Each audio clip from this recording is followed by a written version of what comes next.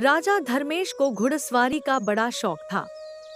वे अक्सर अपने प्रिय घोड़े को लेकर सवारी के लिए निकल जाते थे। एक दिन राजा धर्मेश अपने घोड़े पर सवार होकर दूर तक निकल गए। घूमते घूमते वे एक खूबसूरत बगीचे में पहुंचे, जहां एक सुंदर कन्या फूल चुन रही थी। राजा धर्मेश उसे देखकर मंत्रमुग्ध हो गए और उसे देखता ही रह गया। जैसे ही वह कन्या जाने लगी, राजा ने पुकारा, सुनो कन्या, तुम्हारा नाम क्या है और तुम कहाँ रहती हो? कन्या ने जवाब दिया, मेरा नाम मेघना है और मेरा घर यहीं पास में है। राजा ने कहा, मैं बहुत दूर से आया हूँ, क्या मुझे थोड़ा पानी मिलेगा? मेघना ने जवाब दिया, जी जरूर, आप मेरे साथ मेरे घर चलिए। राजा धर्मेश मेघना के साथ उसके छोटे से पर सुंदर घर गए।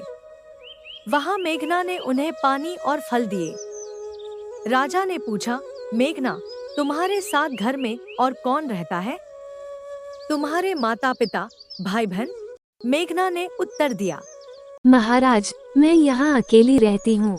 राजा ने कहा, मेघना, अगर तुम बुरा ना मानो तो मैं तुमसे कुछ पूछना चाहता हूँ।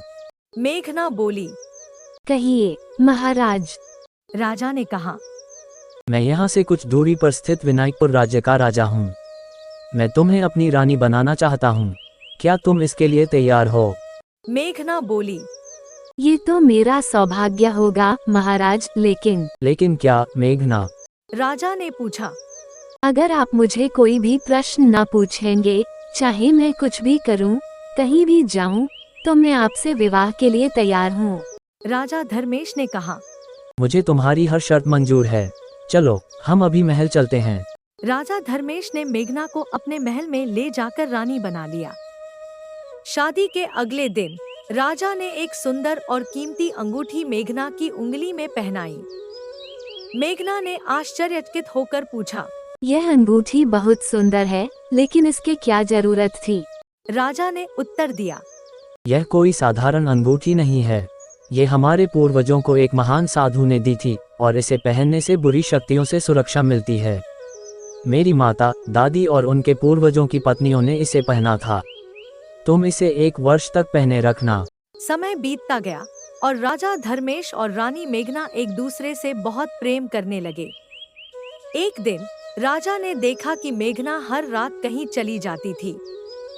राजा को मेघना की शर्त याद आई और उन्होंने कुछ दिनों तक कुछ नहीं पूछा, लेकिन जिज्ञासा ने उन्हें घेर लिया और वे एक रात मेघना का पीछा करने लगे। अचानक मेघना गायब हो गई। राजा ने चारों ओर खोजा, लेकिन वे उसे नहीं ढूंढ पाए।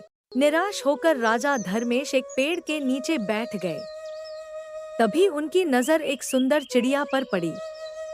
राजा ने चिड़िया को पकड़ लिया और वह चिड़िया बोली, महाराज, आप दुखी मत हो, मैं ही आपकी मेघना हूँ।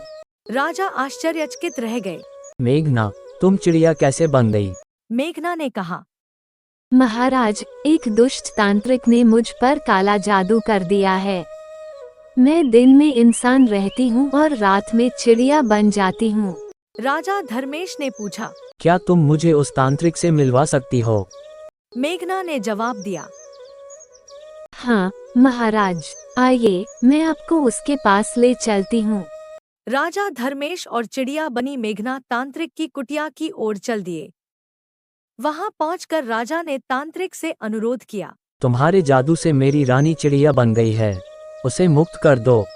तांत्रिक बोला, यदि तुम इस काले वन में जाकर एक चमत्कारी फल लाकर मुझे दो तो मैं तुम्हारी रानी को मुक्त कर दूंगा। राजा धर्मेश उस काले वन की ओर चल दिए। उन्होंने बहुत साहस और बुद्धिमानी से रास्ते के राक्षसों और खतरों का सामना किया। अंततः उन्हें चमत्कारी पेड़ मिला। पेड़ ने कहा, इस फल को लेने के लिए तुम्हें सोने का जल चढ़ाना होगा। राजा धर्मेश ने पेड़ की शर्त पूरी की और चमत्कारी फल प्राप्त कर लिया। वे तांत्रिक के पास लौटे और उसे फल दिया।